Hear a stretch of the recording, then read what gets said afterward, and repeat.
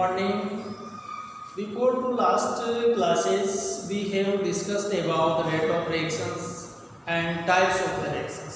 Today, we will discuss about a new topic over your unities, expression of rate of reaction और representation of rate of reaction. आज हम जो है rate of reaction को represent करना या उसको एक्सप्रेस करना सीखेंगे। सबसे पहले यहाँ पर जो रेट ऑफ रिएक्शन है इसको एक्सप्रेस करने के लिए हमने इसको सिंप्लीफाई करने के लिए हमने इसको दो केसेस के अंदर डिवाइड कर लिया है। पहला है आपका केस फर्स्ट और दूसरा है आपका case second. Case first reactions having same stoichiometric coefficient, यानी ऐसे रिएक्शन जिनका स्टोइकियोमेट्रिक कोएफिशिएंट सेम हो उनका रेट ऑफ रिएक्शन किस प्रकार लिखा जाता है, इसे हम इस टॉपिक के अंदर क्लियर करेंगे। सबसे पहले देखिए यहाँ पर स्टोइकियोमेट्रिक कोएफिशिएंट क्या होते हैं। सपोज हमारे पास एक रिएक्शन है, reaction R is to product और यहाँ पर एक रिएक्शन से 2R इज टू प्रोडक्ट, ये दो रिएक्शंस लिखी हुई है।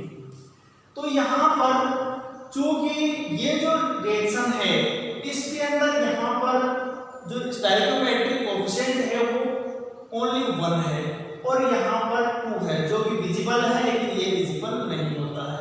तो सबसे पहले हम सेम स्टोइकियोमेट्रिक कोएफिशिएंट वाली जो रिएक्शंस है उनका रेट ऑफ रिएक्शन लिखना सीखेंगे।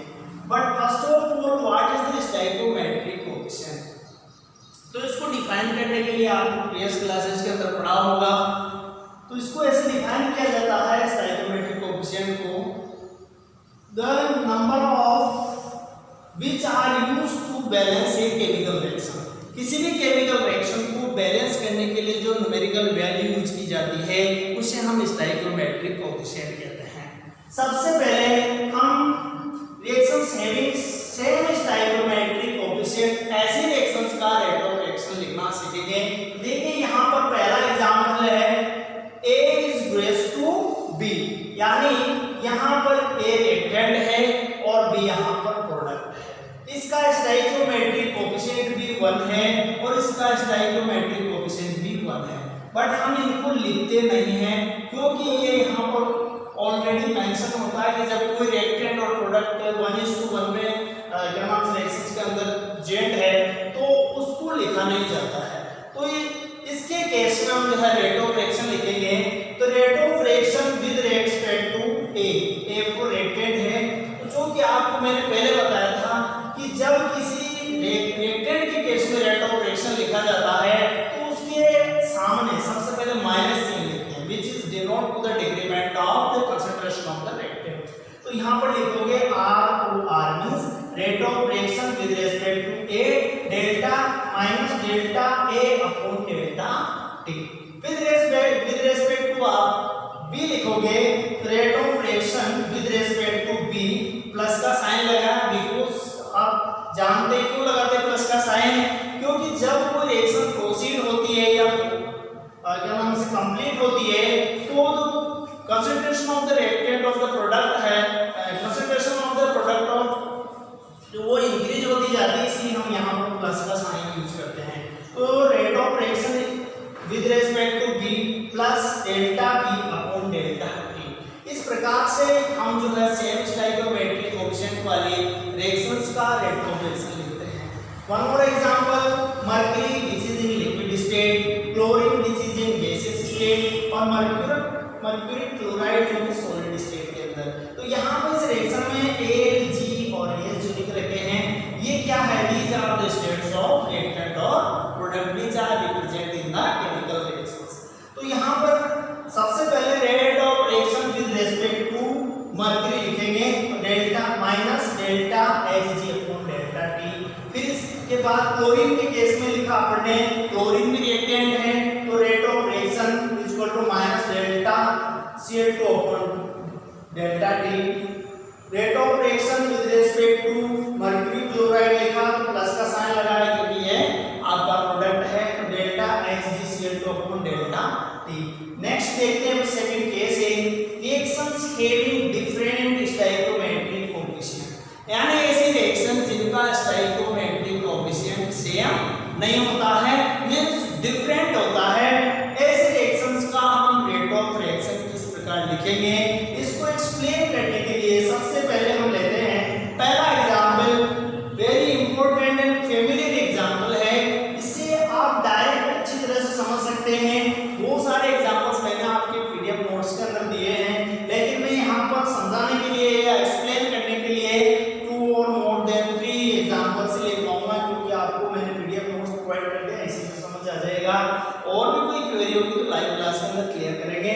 देखिए rate of reaction with respect a, और यहाँ पर जो ये है आपका स्टोइकियोमेट्रिक कोएफिशिएंट, ये भी स्टोइकियोमेट्रिक कोएफिशिएंट है, ये भी स्टोइकियोमेट्रिक और ये भी स्टोइकियोमेट्रिक कोएफिशिएंट है। तो जब भी आप क्या नाम से डिफरेंट स्टोइकियोमेट्रिक कोएफिशिएंट वाले रिएक्शंस का रेट ऑफ रिएक्शन लिखोगे, तो सबसे पहले आपको ये डिसाइड करना है कि जिन स्टोइकियोमेट्रिक कोएफिशिएंट से उस रिएक्शंस को बैलेंस किया गया है, उन्हीं से उसकी कंसंट्रेशन को डिवाइड करना है। तो सबसे पहले देखिए आपने क्या किया, rate of reaction with respect to a और 1/m1 डेल्टा ए अपॉन डेल्टा टी, ये किसके केस में लिखा आपने, विद रिस्पेक्ट टू ए। यदि आप विद रिस्पेक्ट टू बी लिखना चाहते हैं, तो चूंकि बी भी क्या है, रिएक्टेंट है, तो rate of reaction -1 upon n2 dot delta B upon delta T, minus sign already mention है दोनों के अंदर, यहाँ पर ए और बी दोनों रिएक्टेंट थे, तो हमने जो है फर्स्ट वाले केस में और सेकंड वाले केस में माइनस साइन यूज किया। इसके बाद अपन चलते हैं, इन केस ऑफ प्रोडक्ट यदि रेट ऑफ रिएक्शन लिखते हैं तो प्लस साइन यूज किया जाता है। तो हम विद रिस्पेक्ट टू सी लिख रहे हैं, तो rate of reaction with respect to C plus 1/m1 delta C upon delta T. फिर इसके बाद विद रिस्पेक्ट टू डी लिखने, यानी प्रोडक्ट के केस में लिख रहे हैं, तो rate of reaction is equal to plus 1/m2 dot delta T upon delta t. इस प्रकार से आप किसी भी डिफरेंट स्टोइकियोमेट्रिक हैविंग रिएक्शंस का rate of reaction very easily लिख सकते हैं। One more example, 2a is to b plus c, यानी यहाँ पर रिएक्टेंट a है, इसके स्टोइकियोमेट्रिक कोएफिशिएंट 2 है, और ये रिएक्शन जब प्रोसीड होती है तो ये यहाँ पर b और c में कन्वर्ट होता है। a यहाँ पर रिएक्टेंट है, b और c यहाँ पर प्रोडक्ट है। जब आप रिएक्शंस का रेट ऑफ रिएक्शन लिखते हैं, तो सबसे पहले विद रिस्पेक्ट टू a जब रेट ऑफ रिएक्शन लिखा जाता है, तो चूंकि आप जानते हैं कि उसके स्टोइकियोमेट्रिक कोएफिशिएंट से change in the concentration of reactant और प्रोडक्ट जो आता है उसको डिवाइड कर दिया जाता है। तो rate of reaction is equal to -1/2 delta A upon delta T, ये हमने रिएक्टेंट के केस में लिखा।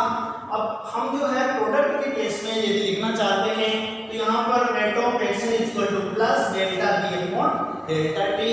विद रिस्पेक्ट टू सी लिखना चाहते हैं, तो rate of reaction is equal to plus delta C upon delta t. इस प्रकार से आपका जो है पूरा क्या नाम से different stoichiometric coefficient having reactions का जो रेट ऑफ रिएक्शन है वो कैसे लिखा जाता है, ये 2 वेज थे जो मैंने आपको जो है अच्छी तरह से एक्सप्लेन किए, और इनको इसी वे में आपको बहुत सारे एग्जांपल आपके पीडीएफ नोट्स के अंदर मैंने दे रखे हैं।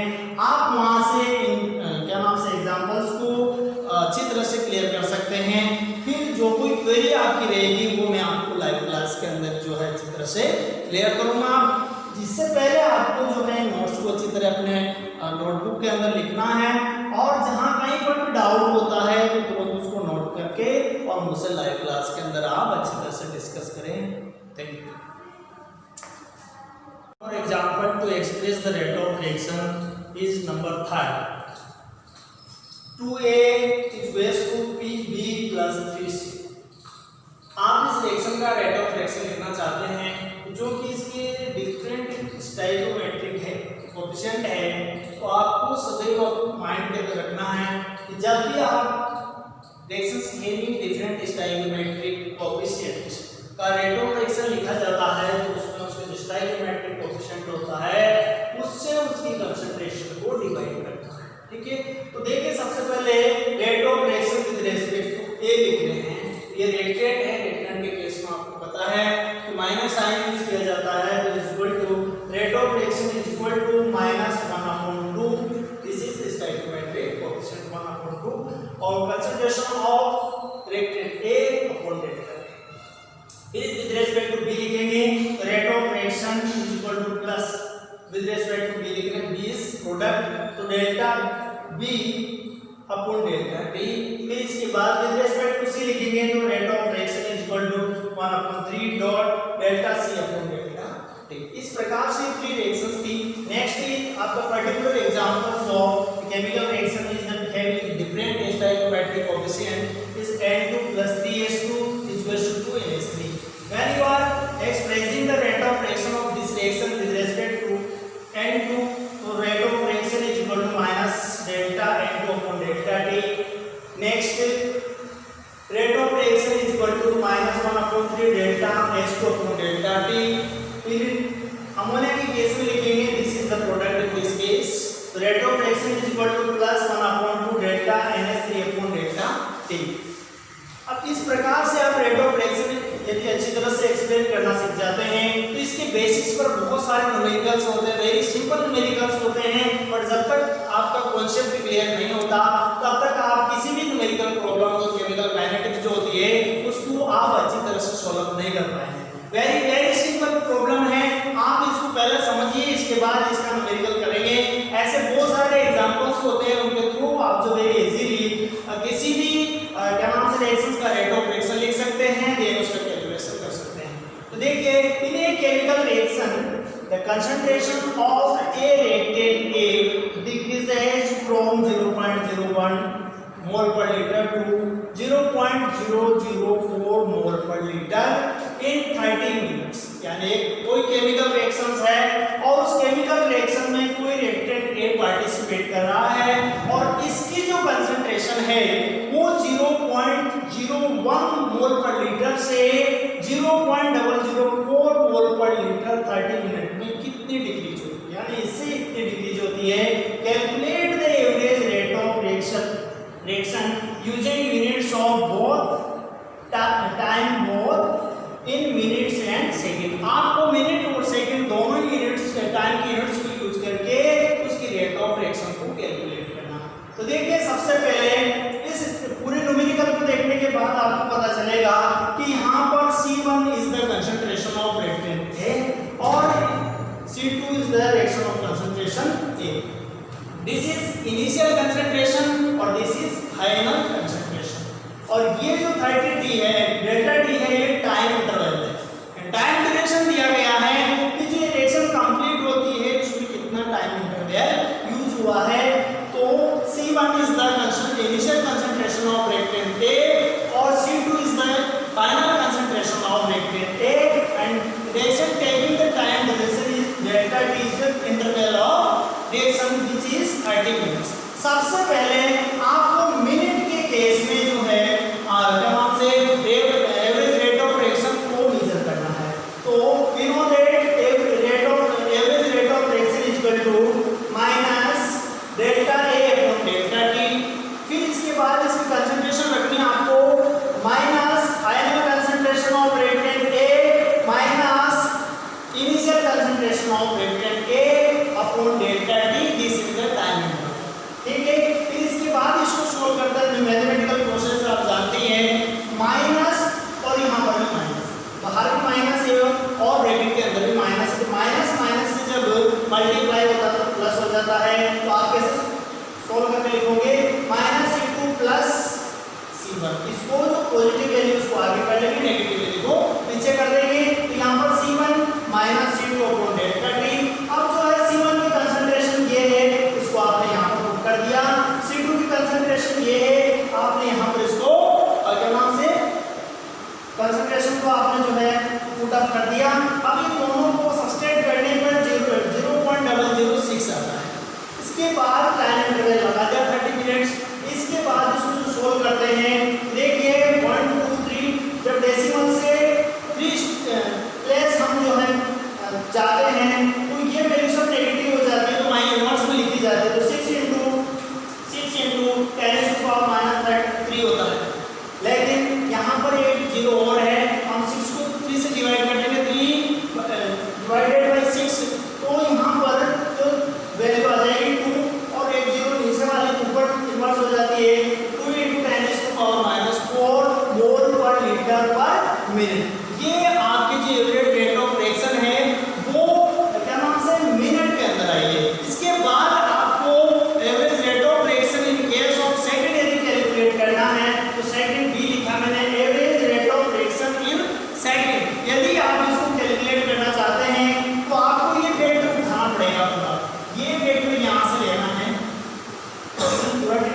किया।